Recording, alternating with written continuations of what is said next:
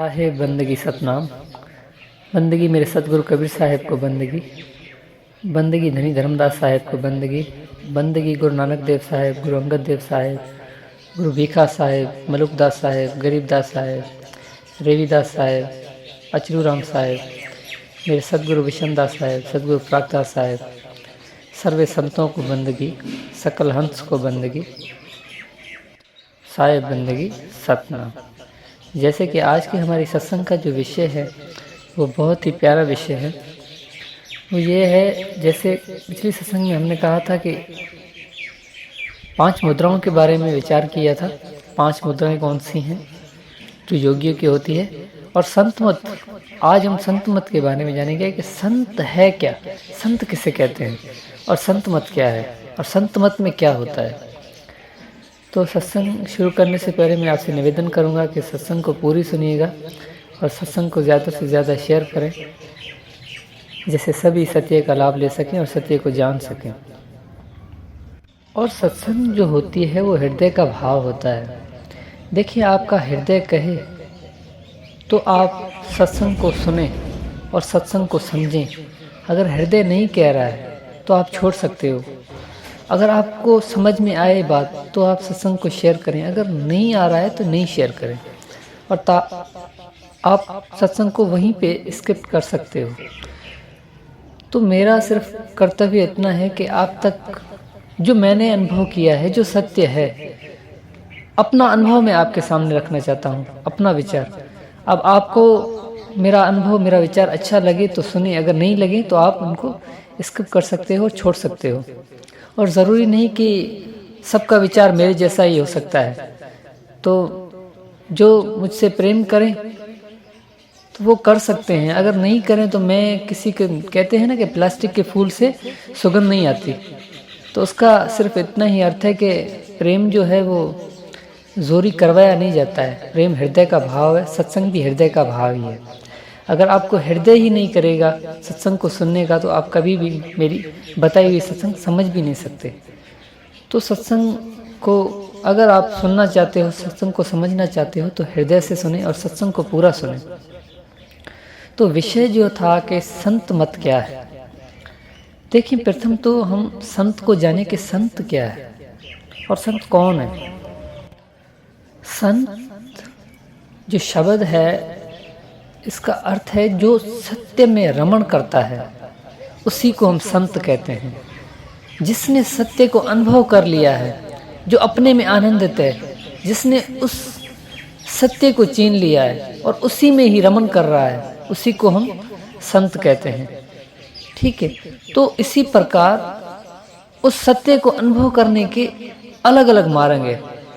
जैसे नानक साहब ने अलग मार्ग से उस सत्य को अनुभव किया, इसी प्रकार मीराबाई ने उस सत्य को अलग मार्ग से अनुभव किया।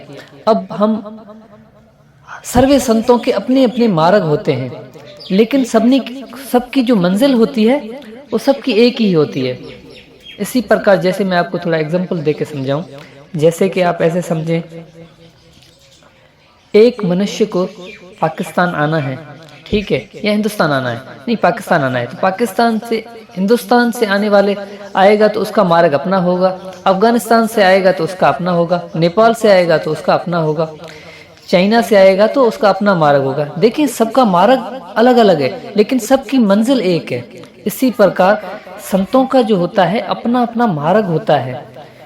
कौन किस भाव से, किस मार्ग से उस सत्य को अनुभव करता है वो उसके ऊपर है, लेकिन लक्ष्य ये है कि सत्य को अनुभव करना है।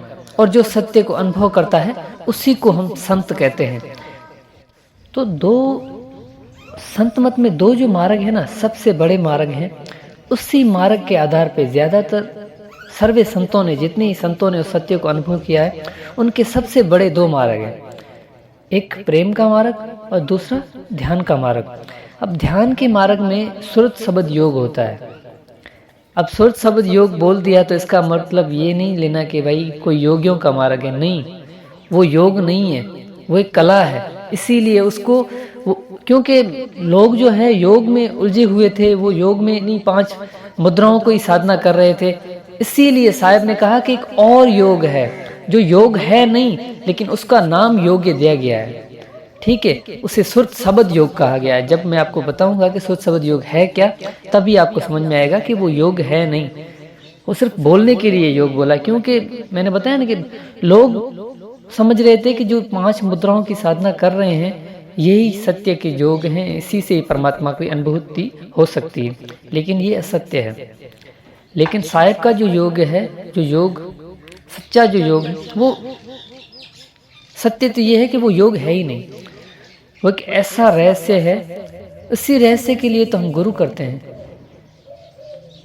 देखिए, योग्य में क्या होता है, शरीर की कुछ ना कुछ कार्य करना पड़ता है, लेकिन उस योग में जिसकी साहेब बात करते हैं, सोच शब्द योग में, उसमें शरीर को कोई कष्टा नहीं होती। क्योंकि आंख न मूंडू, द्वार न तनक कष्ट नहीं धारूं, खुले नयन पहचानू, हस सुंदर रूप निहारूं। मुझे कुछ भी नहीं करना है, ना आंखों को बंद करना है, ना कान में उंगलियां देनी है, ना नाक पे उंगलियां रखनी है, ना प्राण को रोकना है, कुछ भी नहीं करना है। शरीर को कोई कष्टा नहीं देनी, कोई कार्य नहीं करना। वो एक ऐसा कार्य है जो आप नहीं करते, सिर्फ आपको जागृत होना है उस कार्य के लिए। तो क्या 2 मार्ग हैं, एक सोच शब्द योग और दूसरा प्रेम का मार्ग। सोच शब्द योग का अर्थ ध्यान का मार्ग और दूसरा प्रेम का। अब मीराबाई ने प्रेम के मार्ग से पाया, गुरु नानक देव साहब ने सोच शब्द योग से।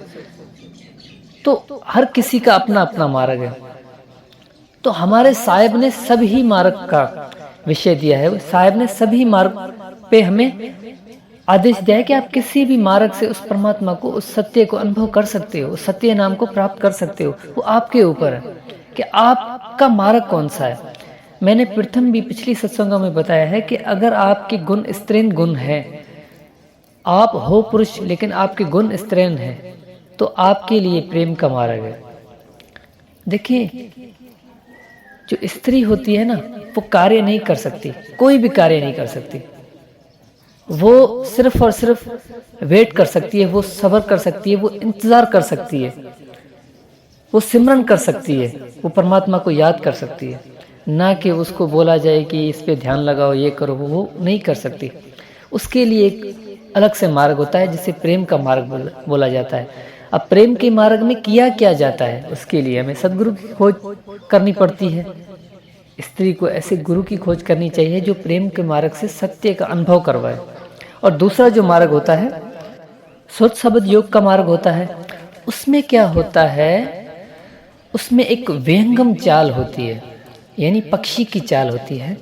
उसमें सुरत को एक डोर से उठाना है, एक जगह से उठाना है, डायरेक्ट दूसरी जगह पे लगाना है। जिस जगह पे गुरु आदेश दे कि भाई इस जगह पे आपको ध्यान लगाना है, उसी को हम सुरत शब्द योग कहते हैं। उसमें कार्य नहीं होते, उसमें शरीर में ध्यान ही नहीं लगता।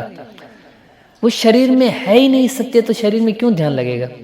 इसीलिए तो उसे सुरत शब्द योग कहा गया है कि सुरत का वो योग है।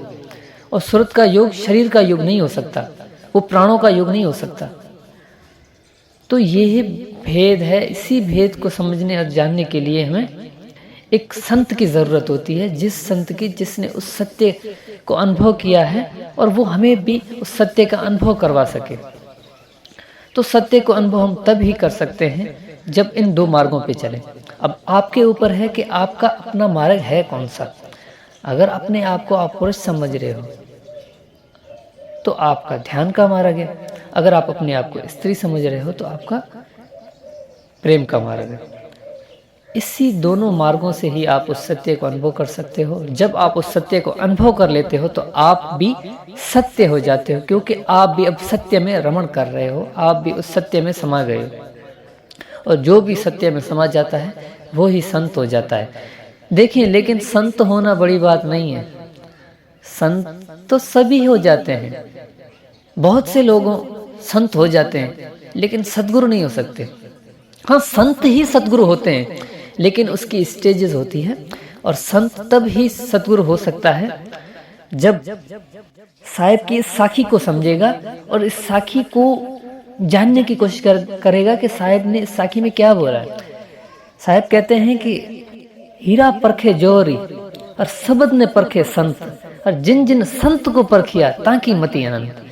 यानी हीरे की जो परख करता है वो जौहरी करता है, जौहरी ही सही परख करके उसको बता सकता है कि ये हीरा है, इसका मोल इतना है।